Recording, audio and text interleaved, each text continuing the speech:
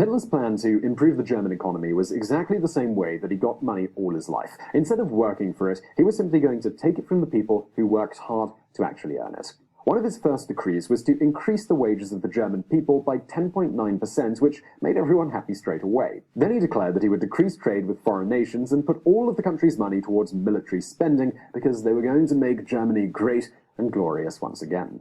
At this point, Germany was just as broke as it was before, and the money, it had to come from somewhere. Hitler believed by conquering other countries, they could steal the wealth of other nations and use that money to run the Third Reich. So, if you're going to steal from someone, why not start with the wealthiest people in Europe? Jewish homes were ransacked, and their priceless artwork, gold, and properties were taken. Then he moved on to the ethnic cleansing of the Sinti and Roma people, simply because they were vagabond gypsies that he didn't like having around. Hitler decided to completely ignore the restrictions placed on Germany in the Treaty of Versailles. As we mentioned earlier, Germany had lost 13% of its territory, but he believed that this perfect Aryan race needed space to grow. A lot of space. He called this the Lebensraum, which means living space, and he wanted to spread German territories throughout the world.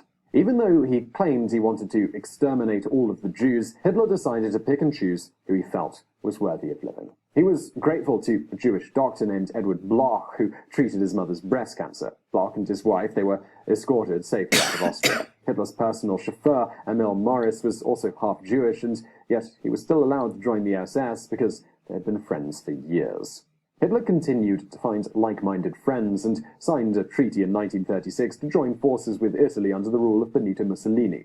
Meanwhile, Japan was invading China, and they had similar aspirations to conquer territory for their own empire, so they also joined the Axis powers. These three nations began their plan for a new world order. The concentration camps created a source of free slave labor for the Nazis, which dramatically cut down on costs. The Third Reich continued to become more powerful as the years went by. Millions of people were dying, all because one man decided to selfishly take everything he could possibly want, and he convinced others to do the same.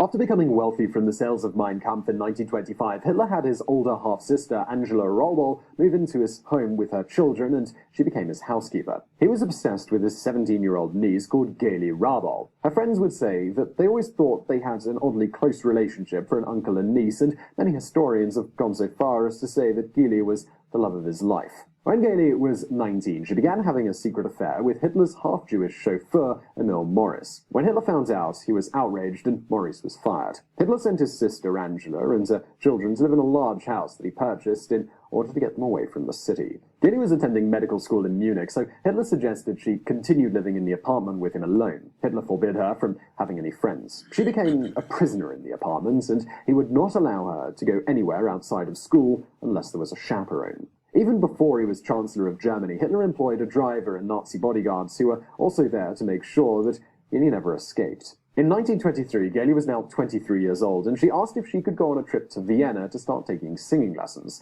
Not surprisingly, Hitler refused to let her leave. Gaily finally snapped, and they got into a heated argument. During the fight, Gaily announced that she had fallen in love with a young man in classes at medical school, and they were now engaged to be married. She demanded that he let her leave the apartment so that she could be with her fiancé. The next morning, Gaily's body was found in a bedroom with a gunshot wound to the chest. She was holding Hitler's gun in her hand. It was ruled a suicide, but since she had so much to live for, plenty of people theorized that Hitler's jealousy got the best of him and that he murdered his niece. Many historians consider this to be a huge turning point in Hitler's life, because it would have been the first time that he committed murder outside of the war. Historians have been able to find romantic connections to 8 different women in Hitler's life, but he had just one long-term relationship with a woman named Eva Braun. He met her the same year that Gaily died in 1929 during a Nazi party meeting. Eva was just 17 years old and he was 40, but they were very attracted to each other. Since there was such a huge age gap, Hitler claimed that she was his private secretary and kept their relationship a secret. He wanted it to be a casual relationship so that he could remain single and enjoy sleeping with other women whenever he wanted. But Eva Braun was truly in love with Hitler, and it was breaking her heart that he refused to acknowledge that she was his girlfriend. She attempted suicide by shooting herself in the chest in 1932. Apparently, she purposely copied what had happened to his niece because she knew it would trigger an emotional response in him. The bullet missed her heart, and she got medical attention right away. If this was an elaborate cry for attention, it worked, because Hitler ran to her bedside at the hospital with a bouquet of roses and told her that he loved her. Satisfied that her guilt trip had worked, Eva Braun continued to act like the crazy lovesick teenager that she truly was. She propped up pictures of Hitler during meals whenever she ate alone so that she could pretend that he was there too.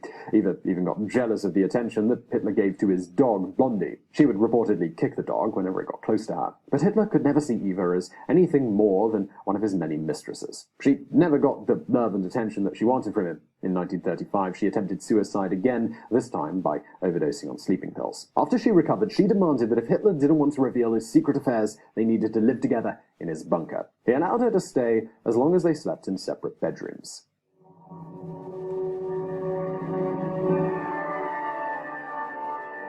After years of death and destruction, World War II was finally over, and the Allies won the war. On April the 30th, 1945, Soviet soldiers were closing in on Adolf Hitler's bunker. He finally agreed to marry Eva Braun, but only if she agreed to a suicide pact with him. She happily agreed, and she wore a black dress to their wedding.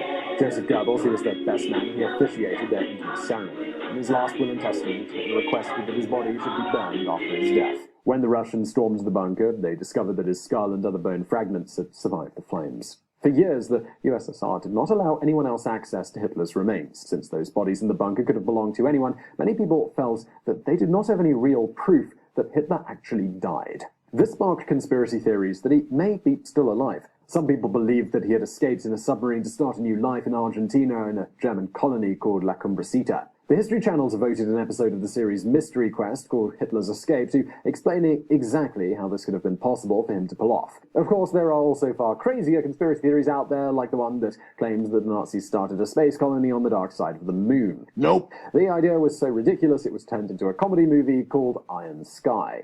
But in 2018, scientists finally confirmed the teeth extracted from the skull in Russia are, in fact, Adolf Hitler's because it matched his dental records. Once and for all, people can have closure and know that he truly did die in that bunker in 1945. The Nazi Party, it became illegal in Germany, and it was forbidden to even read his autobiography, Mein Kampf, until very recently. Unfortunately, Nazism it's not gone away completely. It was never outlawed in the United States, and this brought on a revival of the neo-Nazi movement. As long as we continue to imagine Hitler as a monster that only comes along once in a lifetime, we'll fail to be prepared for when another evil dictator comes along. When power falls into the wrong hands, history can easily be doomed to repeat itself.